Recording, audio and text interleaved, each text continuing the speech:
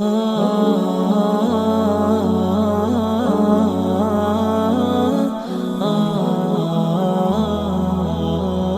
ہے oral sex کا issue,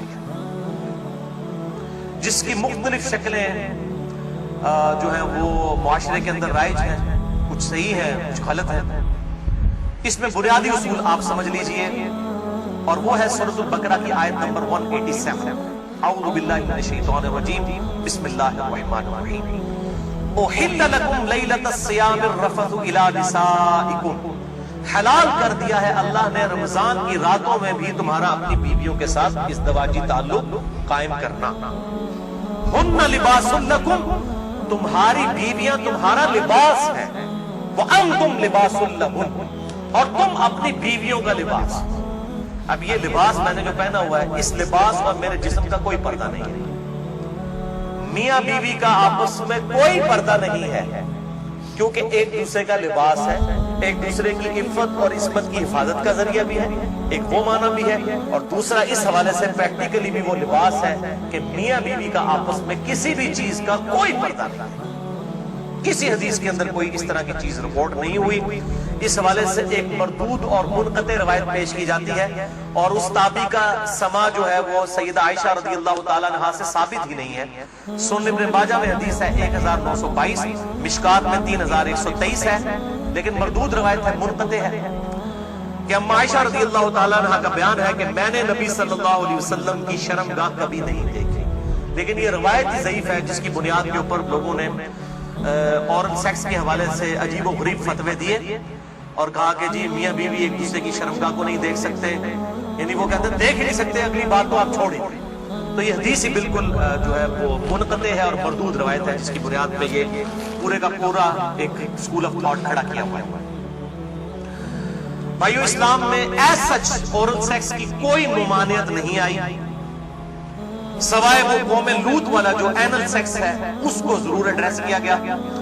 اس حوالے سے جتنی بھی باتیں کی جاتی ہیں وہ علماء کے فتوے ہیں، اور ظاہر ہے کہ جب فتویٰ ہوگا تو وہ ایکسپرٹ اوپینین ہے، وہ اجتہادی ایشو ہے، اس میں کوئی شخص بھی دلائل کے ساتھ کسی کے ساتھ اختلاف کر سکتا ہے، اور اس کو آپ کتاب و سنت کی نص کی طرح بالکل فائنل اتھارٹی نہیں مان سکتے، اس کے لیے دلائل دینے کی ضرورت ہوگی۔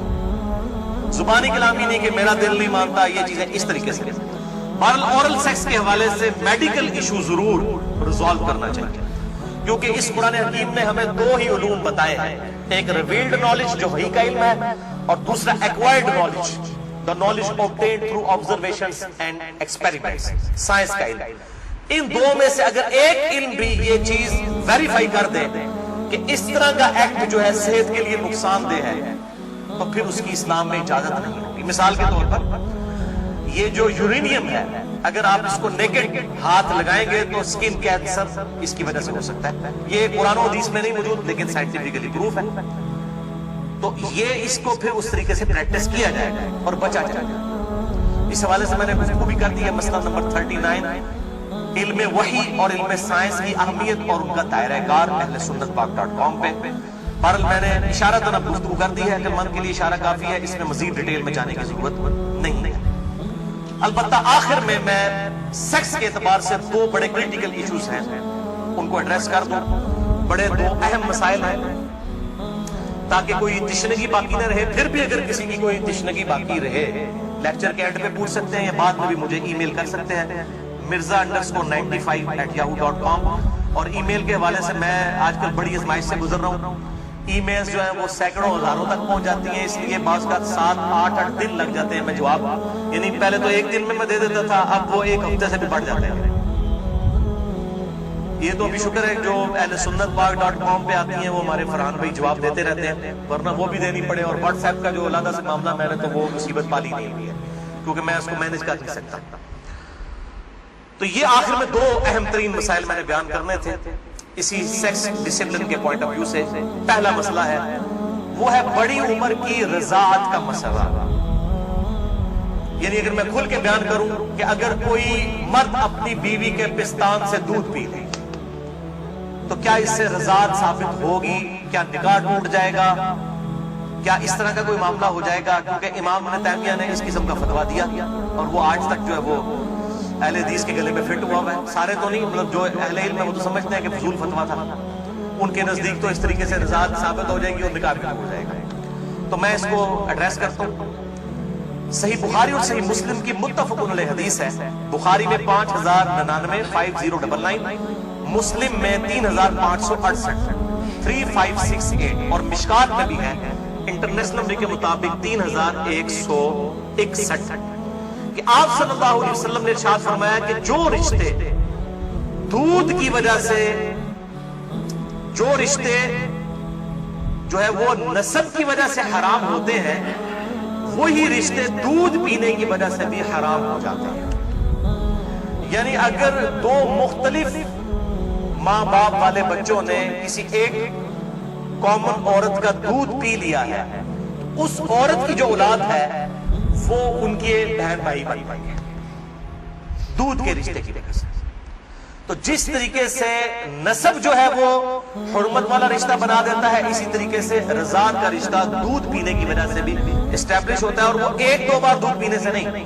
وہ صحیح مسلم میں 3597 نمبر حدیث ہے، مشکات میں 3167 3167، کہ کم از کم 5 مرتبہ اگر کوئی عورت دودھ پلا دے کسی بچے کو، تو پھر وہ بچہ جو ہے اس عورت کی جو ڈائریکٹ اپنی اولاد ہے اس کا وہ بہن بھائی بن جائے گا 5 دفعہ کم از کم۔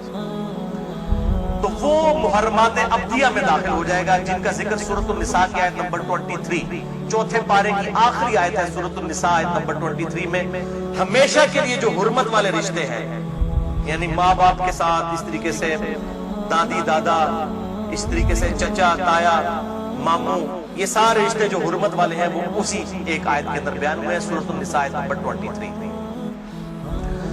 بھائیو، اس حوالے سے جو احادیث کچھ پیش کی جاتی ہیں کہ اگر کوئی عورت پیالے میں اپنا دودھ نکال کے کسی مرد کو پلا دے تو وہ اس کے ساتھ حرمت والا رشتہ اس کا اس طریقے سے بن جائے گا، تو وہ اس کے لیے محرم ہو جائے گی، تو وہ احادیث منسوخ ہیں، اور ان کی ناسخ حدیث صحیح بخاری اور صحیح مسلم دونوں میں موجود ہے۔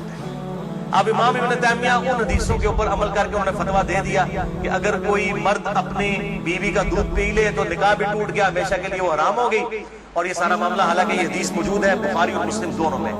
صحیح بخاری میں انٹرنیشنل نمبر کے مطابق 5102، صحیح مسلم میں 3606، اور مشکات میں 3168 3168، کہ نبی صلی اللہ علیہ وسلم نے ارشاد فرمایا الرضاعۃ من المجاعہ، کہ جو رضاعت کا رشتہ ہے یہ بھوک کی عمر تک ہے۔ جب بچہ بھوک کی عمر میں دودھ مانگتا ہے، یعنی زبان سے نہیں وہ مانگ سکتا، بھوک کی عمر تک رضاعت کا رشتہ رہتا ہے، اور وہ قرآن حکیم میں 2 سال بتائی گئی ہے دودھ چھڑانے کی عمر۔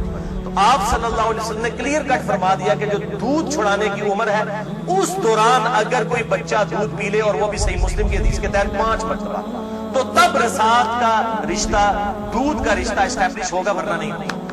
تو اب جو بڑا مرد ہے وہ 2 سال کا تو نہیں ہے، تو اس میں ظاہر ہے کہ بالکل امپلائڈ ہے کہ اگر کوئی اس طرح کا معاملہ کر لیتا ہے تو نہ رضاعت قائم ہوگی اور نہ میاں بیوی کا آپس میں کوئی نکاح ٹوٹنے والا معاملہ ہوگا۔ دوسرا اہم مسئلہ آج کا آخری وہ ہے میرے بھائیوں عزل کا ایشو، یا ماڈرن لینگویج میں کنڈوم کا استعمال۔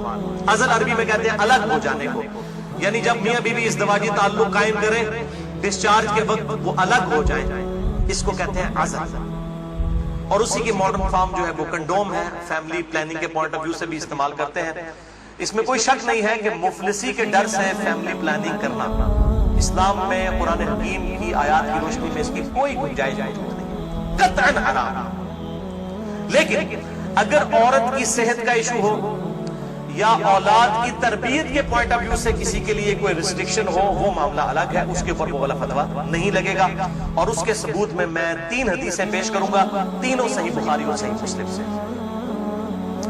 لیکن اس میں یاد رکھیں کہ جو لوگ اس حوالے سے مرد اپنی نس بندی کروا لیتے ہیں، یعنی سیکچولی ڈسیبل ہو جاتے ہیں ہمیشہ کے لیے، جان بوجھ کے میڈیکلی کروا لیتے ہیں، یا عورتیں اپنی یوٹرس نکلوا دیتی ہیں، اگر کوئی بیماری یا کینسر والا ایشو نہ ہو وہ الگ بات ہے، کہ جی تاکہ جی ہمیشہ کے لیے معاملہ اسٹیبلش ہو جائے گی، قطعاً حرام ہے اور بدعت کبریٰ ہے۔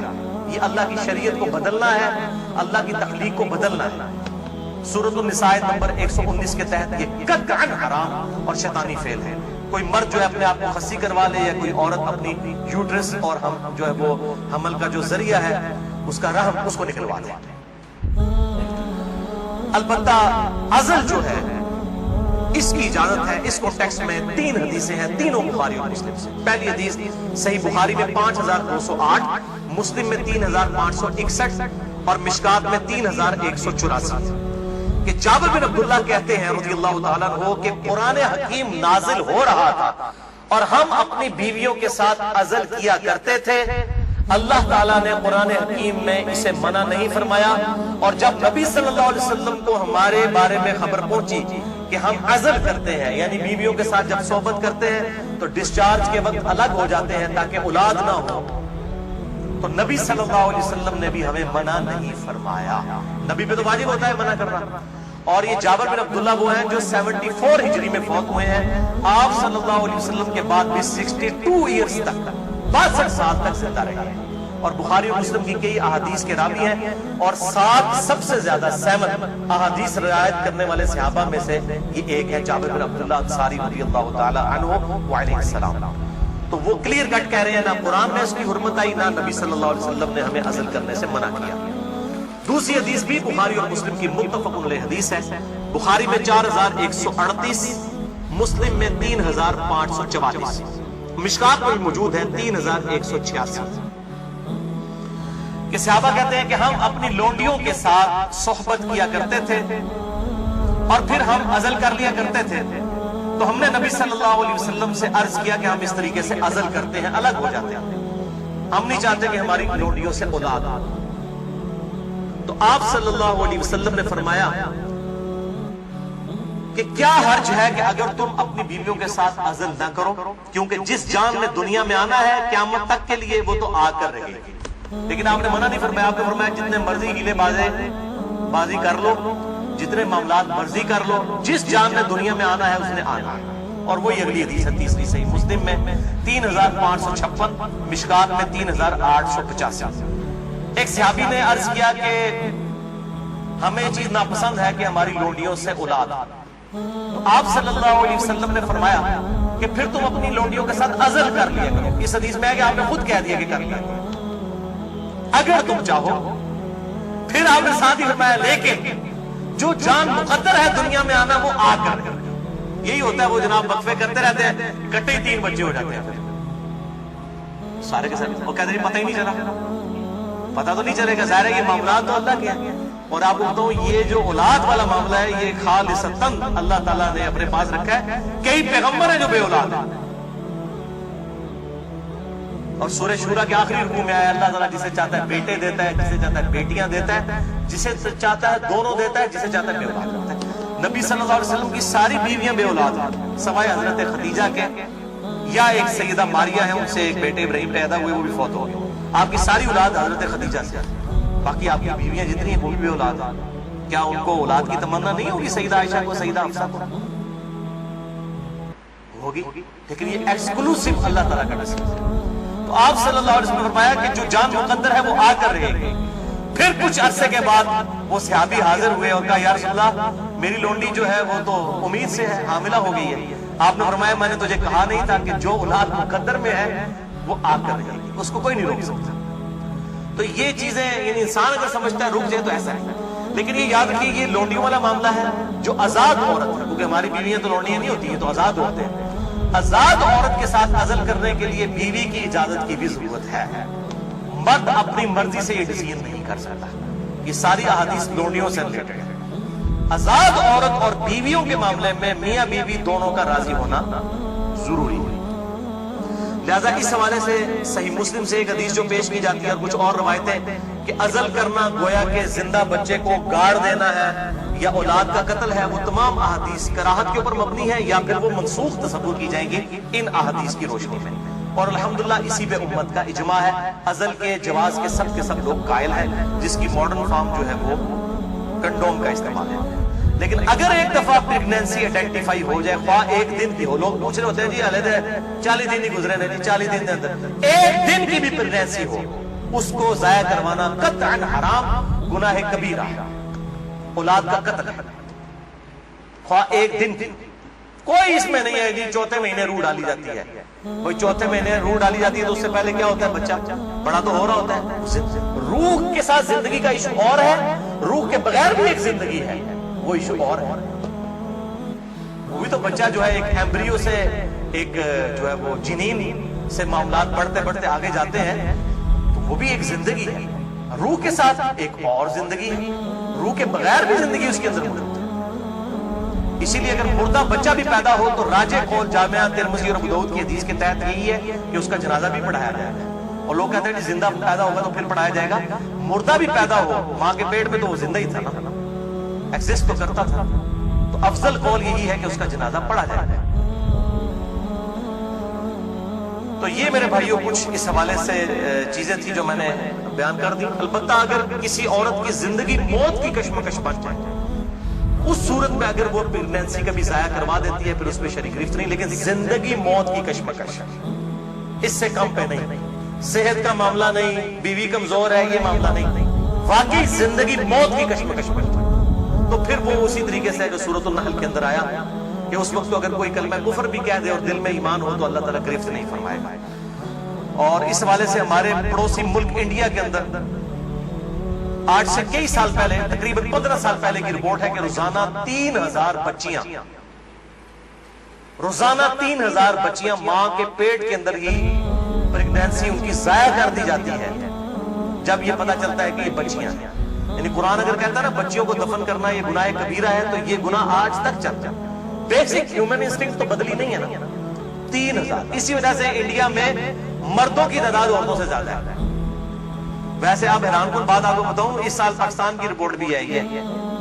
پہلے پاکستان میں 52% عورتیں تھیں اور 48% مرد تھے, لیکن اب مردوں کی پرسنٹیج عورتوں سے پاکستان میں بھی بڑھ گئی. اور اس کی مین ریزن یہ ہے, یہ بہت بڑا گناہ ہے اور اللہ تعالیٰ پالنے والا ہے. 1901 کے اندر, یعنی جب 20ویں صدی کا آغاز ہوا, 1 ارب آبادی تھی. پھر اللہ تعالیٰ نے سائنس کی ترقی کرائی, انسان نے بیماریوں کا کنٹرول اس فزیکل فینومینا آف نیچر سے سیکھ لیا. اور اس وقت 1901 میں کہا جاتا تھا کہ 2001 کے اندر اگر دنیا کی آبادی ڈبل ہو گئی نا تو روٹی نہیں کوئی کسی کو ملے گی.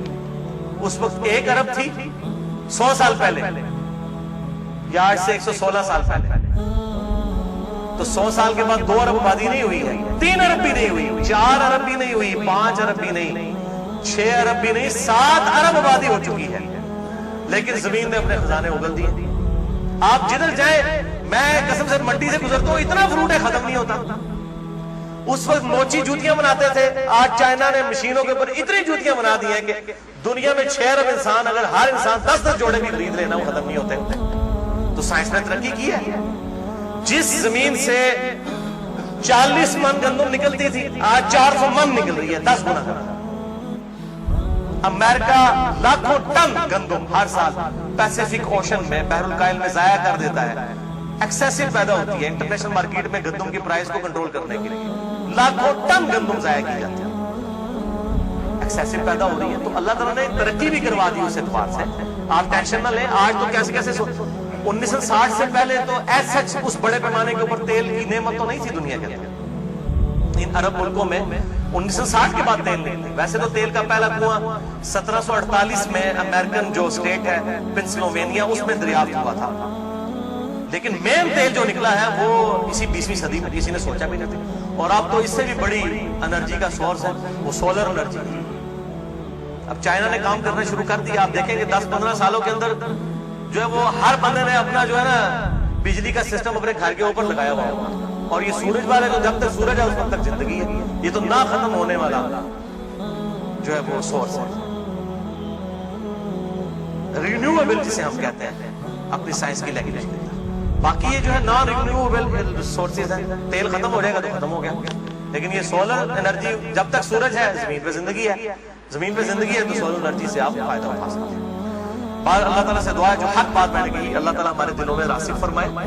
اگر جذبات میں میرے منہ سے کوئی غلط بات نکل گئی آج تو اللہ تعالیٰ ہمارے دلوں سے معاف کر دے. ہمیں کتاب و سنت کی تعلیمات پر عمل کر کے دوسرے بھائیوں تک پہنچانے کی توفیق عطا فرمائے. سبحانک اللہم و بحمدک اشہد ان لا الہ الا انت استغفرک و اتوب الیک وما علینا الا البلاغ المبین. جزاک اللہ خیرا.